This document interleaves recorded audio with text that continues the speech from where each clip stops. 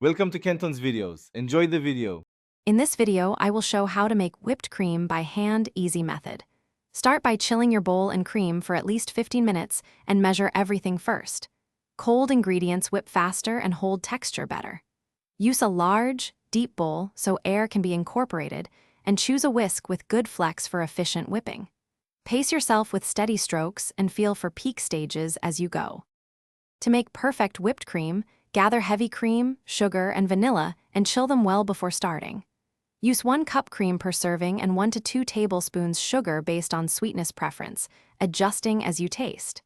Keep the bowl in the fridge until ready, then whisk vigorously with a steady rhythm. Keep an eye on texture and stop at soft or stiff peaks depending on what you need. Whisking technique matters more than brute force, so start slow to combine, then speed up to build volume and structure. Use your wrist in quick, consistent circles and change direction occasionally to aerate evenly. If cream splatters, cover the bowl loosely with a towel. Pause to check peaks every 15 to 30 seconds so you avoid overbeating and turning cream into butter. Thanks for watching. Consider subscribing if we helped you.